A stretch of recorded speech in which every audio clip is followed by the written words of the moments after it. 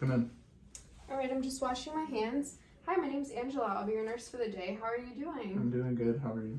Good. So today we're just going to be doing a heart and neck vessel assessment. Is that okay with you? Yes. Okay, so before we begin, I'm just going to ask you a couple questions. Do you have any history of heart failure or heart disease? No. Okay, do you have any past or current chest pain? No. All right, great. So why don't we begin? I'm just going to have you tilt your head a bit, and I'm just going to be looking for and feeling for your jugular vein. And it's nice and flat, so that's good. I'm going to have you sit up. Okay. And I'm going to be feeling his carotid pulse. So we're just looking for strength and contour. So I'll be doing one at a time. All right, he's got a nice and strong pulse. I'm going to feel the other side. All right, and now I'll be listening to it with the bell of my stethoscope. And while I do that, I'm just going to have you take a deep breath and exhale. But on the exhale, I want you to hold it, okay? Because what we're looking for is the bruit sound, which is like a whooshing noise.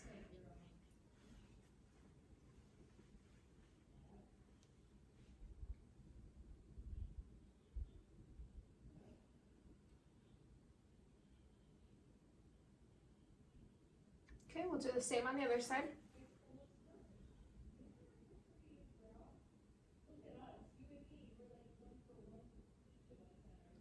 All right, good. So we didn't hear any bruit noise, so that's good. Next, I'll be feeling for and counting his apical pulse. So to find that, we need to go to the midclavicular line, and then we need to count down 5 intercostal spaces. So 1, 2, 3, 4, and 5. So right down here, meet with the middle.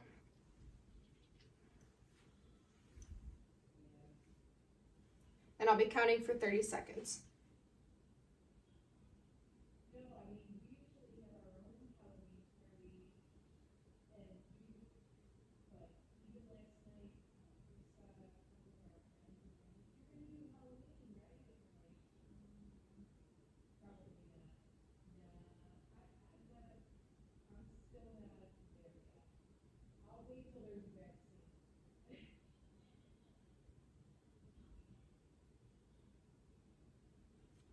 All right, so I counted 40, so multiply that by 2, and his heart rate is at 80. So something I also need to do before even listening was actually look at his anterior chest and look for any abnormal movements.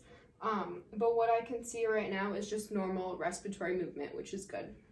Okay, so now we're going to be listening to all 4 valves. So we're going to start with the aortic valve. So that's going to be to the right of the sternum, and that's going to be 2 intercostal spaces down. So we have 1 and 2. So right here.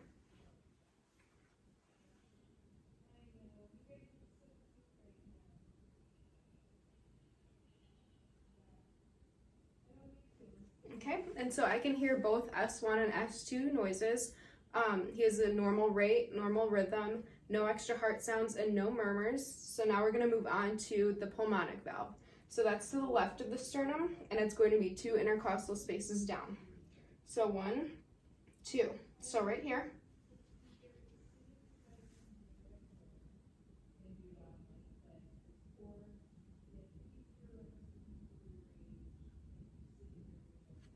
All right, good. So both S1, S2 are present. Normal rate, normal rhythm, no extra heart sounds, no murmurs. So we're going to move on to the tricuspid valve, which is to the left of the sternum and 5 intercostal spaces down. So we have 1, 2, 3, 4, and 5.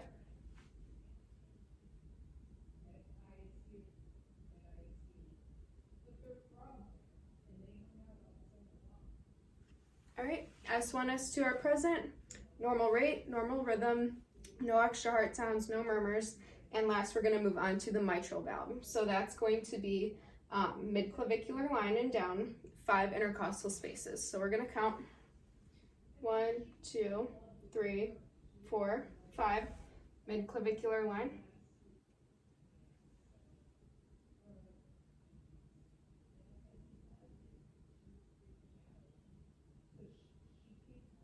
Okay, good. So S1, S2 present, normal rate, normal rhythm, no extra heart sounds, and no murmurs. And we're going to repeat all 4 valves using the bell of my stethoscope. Okay, so starting with the aortic valve to the right of the sternum, 2 intercostal spaces down.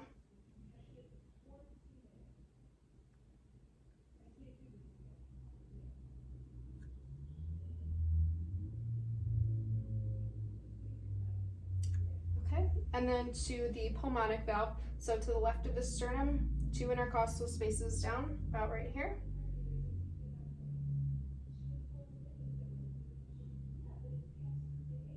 Okay, and then moving on to the tricuspid, which is left of the sternum, 5 intercostal spaces down. 1, 2, 3, 4, 5.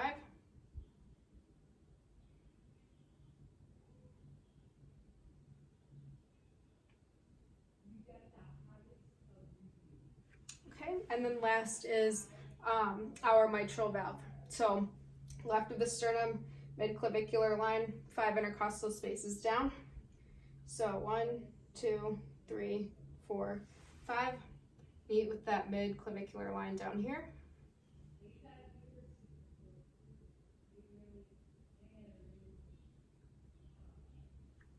All right, so for all 4 of the valves, we also had S1, S2 present, normal rate, normal rhythm, no extra heart sounds, and no murmurs. So that concludes the end of our heart and neck vessel assessment. So thank you.